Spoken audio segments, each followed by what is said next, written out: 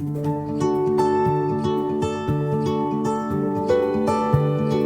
everyone. So today I'm introducing two more important topics of class 12 physics chapter first electric charge and field. The topics are continuous charge distribution and application of Gauss law. We know that the charge can only exist as integral multiple of the basic charge E, means Q equal to Ne. And if we talk about distribution of charge, so distribution of charge always is discrete in manner at microscopic level. It means that we can't specify that each unit length or each unit surface or each unit volume of particular object contains certain amount of charge.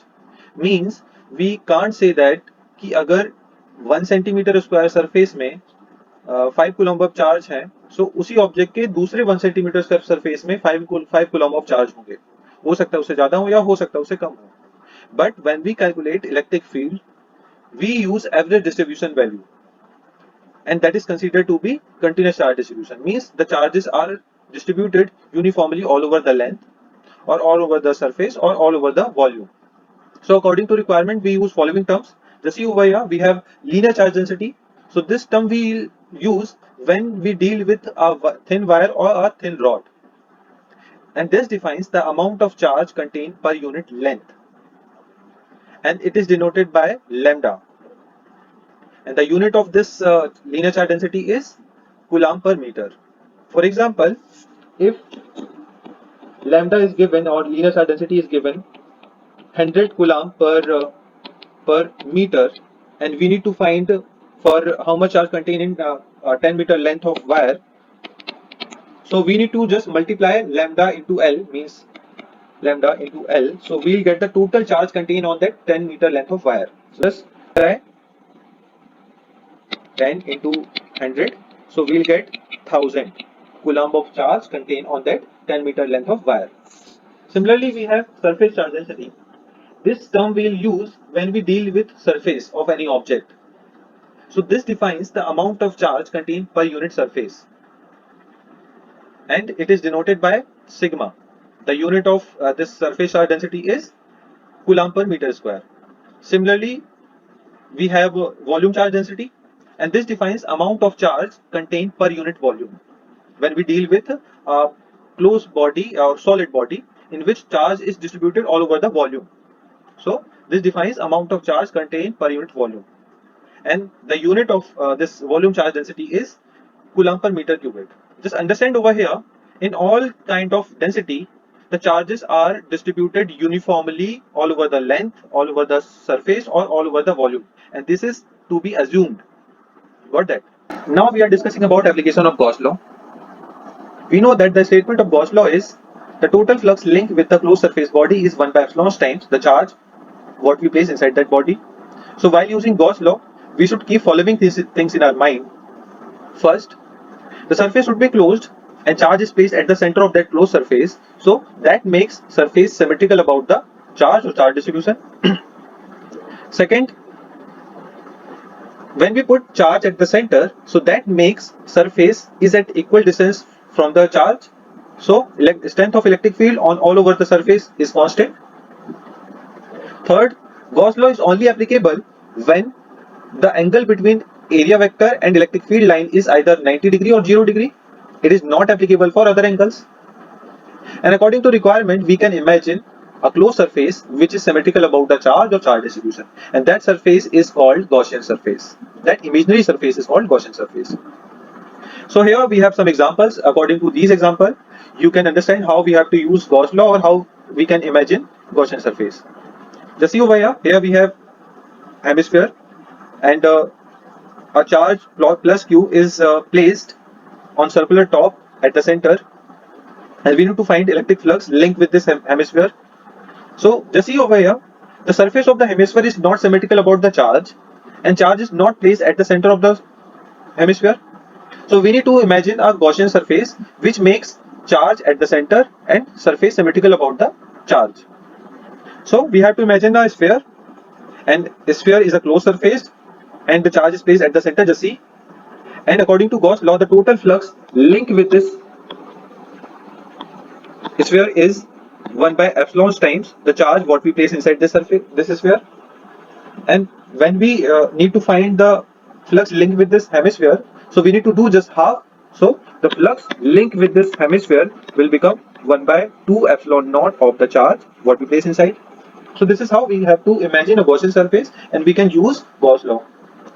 Second example, we have a cylinder over here, and the charge is placed on circular top at the center minus q, and we need to find the electric flux link with the cylinder. And just see over here, the surface is not symmetrical about the charge, and charge is not placed at the center. So we need to imagine a Gaussian surface which makes the charge at the center and surface is symmetrical about the charge. So here we need to imagine a cylinder which is double in this cylinder. Just see over here. So the total flux link with this cylinder is 1 by epsilon naught times of that charge what we place inside that cylinder. So the flux link with this half of the cylinder would be 1 by 2 epsilon naught of the charge what we put inside the cylinder. Just see, this is how we can imagine a Gaussian surface. Now we have a cube, and a charge is placed at the vertex of the cube, and we need to find the electric flux linked with this small cube.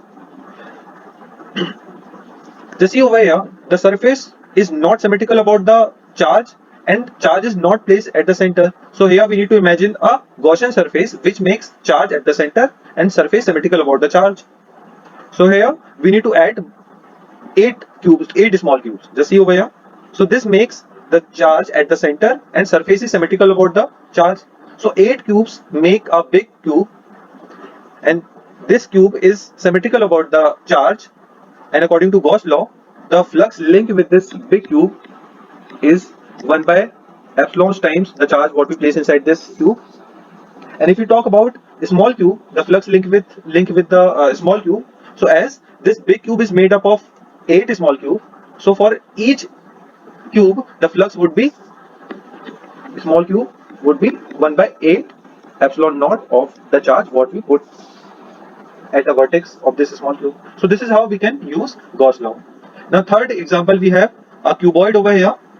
In this cuboid, on the top, positive 4 coulomb of charge is placed, and we need to find flux linked with this cuboid. So this is the question I am giving to you. You can find the answer of this question and just write in the chat, write in the comment box. As we discussed earlier, that how to use Gauss law to find total flux linked with the closed surface body, and how to use Gaussian surface. Now here we are using Gauss law to find electric field due to infinite linear charge wire or thin rod. As just see over here, we have a linear charge wire of infinite length which contain positive charges, and the linear charge density of this wire is given already, lambda equal to q by L.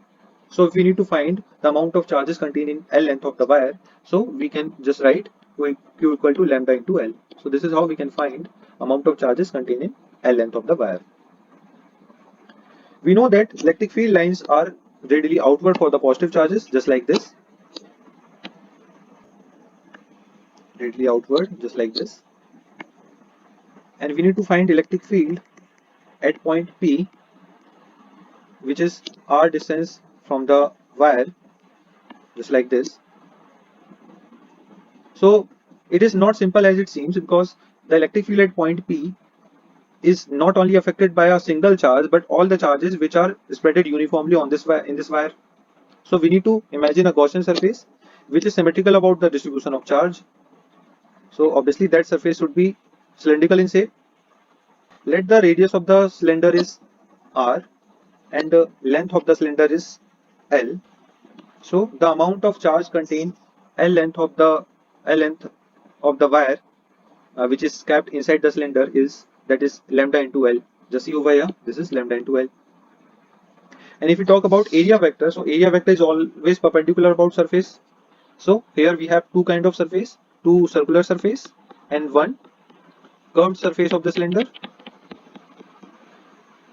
For bottom circular surface, area vector is A1, which is perpendicular about surface, and it is making 90-degree angle with electric field line, just like this over here. Similarly, at top, it is also perpendicular about surface, and it is also making 90-degree angle with electric field line. If we talk about curved surface of the cylinder, so it is also perpendicular about surface area, and it is making 90-degree angle with 0-degree angle with electric field line, 0-degree angle with electric field line. So now we are finding electric flux which are linked with this closed cylinder. So here we take a small surface area vector, that is dA1, dA2 and dA3, and we'll find the small flux individually linked with the small area, and then add all these flux and integrate them, so we'll get the total flux. We know that total flux equal to integration of E dA dot product, and if you talk about magnitude, so it is E dA cos theta, and theta is the angle between E and A, area vector and electric field. Now we'll find the small total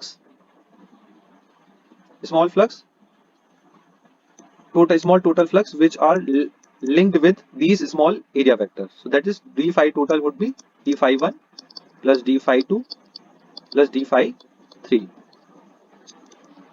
Integration of d phi total equal to integration of E dA 1 cos 90 degree, because dA1 is making 90-degree angle with electric field line. Similarly, E dA2 cos 90 degree, because dA2 is also making 90-degree angle with electric field line. Now E dA3 cos 0 degree, because dA3 is making 0-degree angle with electric field line.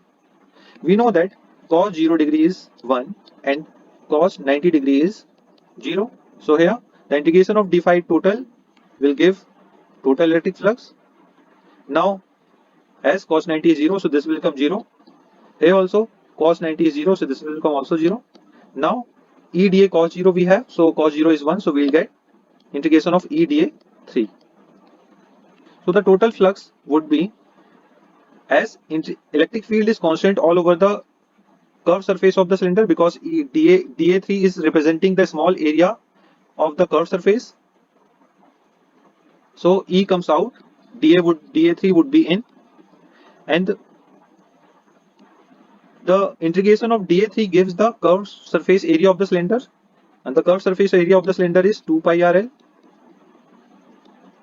And if we talk about total flux, so we know that according to the Gauss law, the total flux is equal to 1 by epsilon times the charge placed inside the closed surface. So here the total flux would be Q in, which is placed inside by epsilon naught. As we know that amount of charge placed inside the cylinder is lambda into L, just see over here as we found earlier. So here Q in would be lambda into L by epsilon naught, and E into 2 pi RL, L to L cancel. So we'll get E equal to lambda by epsilon naught 2 pi R. So this is how we can calculate the electric field due to infinite linear charged wire. Just see over here lambda, epsilon naught and 2 pi, they are constant. Only R is variable according to requirement. So we can write E inversely proportional to R. Means as we go far from the wire, the strength of electric field is decreased, and as we go closer to the wire, the electric field strength become higher. And if we talk about graph between electric field line and radius, just see over here, R is at x-axis and Y is at and electric field at y-axis. So the graph will become like this. This represent as we go far from the electric wire, the electric field strength become less, and as we go closer to the electric wire, so like the strength of electric field is increased. So this is how we can use Gauss law to find electric field due to infinite linear charge wire. Further, more concept we'll discuss in the next video.